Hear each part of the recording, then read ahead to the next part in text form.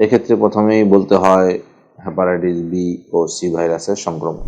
এই স্টিয়াটোহেপাটাইটিস যাদের হয় তাদের এখান থেকে ধীরে ধীরে ফাইব্রোসিস হয়ে লিভার সিরোসিসের ঝুঁকিটি বৃদ্ধি পায়। প্রাইমারি স্ক্লেরোজিং কোলাঞ্জাইটিস কিংবা প্রাইমারি বিলিয়ারি সিরোসিস অথবা প্রাইমারি বিলিয়ারি কোলাঞ্জাইটিস।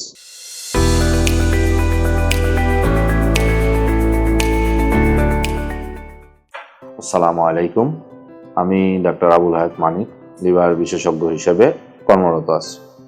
আমরা আজকে এই ভিডিওতে কথা বলবো একটি বহুল আলোচিত জিজ্ঞাসা নিয়ে।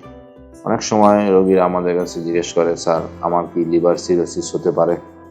সো আমাদের আজকের এই ভিডিওর টপিকসটি হচ্ছে বাংলাদেশে কারা আসলে লিভার সিরোসিসের ঝুঁকিতে আছে। এক্ষেত্রে প্রথমেই বলতে হয় হেপাটাইটিস বি ও সি ভাইরাসের সংক্রমণ। বাংলাদেশে যদি কেউ এই দুটি ভাইরাস দ্বারা দীর্ঘমেয়াদে আক্রান্ত হয়ে থাকে, তবে এই ভাইরাস দুটি একটি সময় লিভারের কিছু ক্ষতি করে এবং এটি ধীরে ধীরে সিরোসিসের ঝুঁকিকে বাড়ায়। যদি প্রাথমিক পর্যায়ে চিকিৎসা শুরু না করা হয় তাহলে সিরোসিসের ঝুঁকি অনেকটাই বেড়ে যায়। দ্বিতীয়ত, ফ্যাটি লিভার ডিজিজ। এটি বাংলাদেশে এখন শতকরা 30% লোকের মধ্যেই আছে এবং এটি ধীরে ধীরে বৃদ্ধি পাচ্ছে।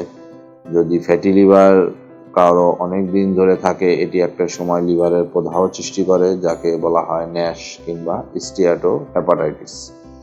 এই স্টিয়াটোহেপাটাইটিস যাদের হয় তাদের এখান থেকে ধীরে ধীরে ফাইব্রোসিস হয়ে লিভার সিরোসিসের ঝুঁকিটি বৃদ্ধি পায়। একই সঙ্গে যদি এই ফ্যাটি লিভারের রোগীর উচ্চ রক্তচাপ থাকে, যদি তার ডায়াবেটিস থাকে, যদি তার রক্তে অতিরিক্ত কোলেস্টেরল থাকে, কিংবা এই রোগীটি যদি অতিরিক্ত ওজনের অধিকারী হয়, তাহলেও তার ফ্যাটি লিভারের সঙ্গে এই অসুখগুলো মিলে লিভার সিরোসিসের ঝুঁকিকে বাড়িয়ে তোলে।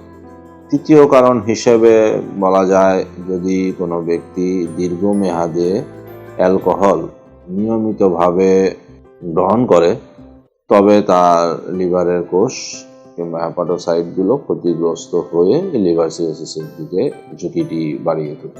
এরপর কিছু বংশগত ভাবেও মানুষের লিভারের সিরোসিসের দিকে ঝুঁকি বাড়ে। যেমন দুটি অসুখ, একটি হচ্ছে হেমোক্রোমাটোসিস, অর্থাৎ অতিরিক্ত আয়রন যদি শরীরে জমা হয়। আবার উইলসন ডিজিজ নামে একটি অসুখ আছে, যেখানে অতিরিক্ত কপার লিভারে এবং শরীরের অন্যান্য অর্গানে জমা হয়েও লিভার সিরোসিস করতে পারে। এগুলো বংশগতভাবেও একজন থেকে আরেকজনের মধ্যে বিস্তার লাভ করে। এছাড়া কিছু ওষুধ এবং রাসায়নিক দ্রব্যাদির দীর্ঘমেয়াদী প্রতিক্রিয়ার জন্য অনেক সময় লিভারে কিছু ক্ষতিগ্রস্ততা হয়ে লিভার সিরোসিস হতে পারে। আরও দুটি অসুখ বলা হয়, যেটি হচ্ছে পিত্তনালী। আমাদের লিভার থেকে যে রসগুলো বের হয় সেগুলো পিত্তনালী দিয়ে বের হয়ে আসে। এই পিত্তনালীতে যদি দুটি অসুখ থাকে কিংবা লিভারের ভিতরে অনেক সময় ছড়িয়ে যায়, যেমন প্রাইমারি স্ক্লেরোজিং কোলাঞ্জাইটিস কিংবা প্রাইমারি বিলিয়ারি সিরোসিস অথবা প্রাইমারি বিলিয়ারি কোলাঞ্জাইটিস, এই অসুখগুলো যদি কারো থেকে থাকে এবং এগুলো যদি দীর্ঘমেয়াদে চলতে থাকে, ঠিকমতো চিকিৎসা গ্রহণ না করা হয়, তাহলেও এখান থেকে লিভার সিরোসিসের ঝুঁকি বৃদ্ধি পেতে পারে।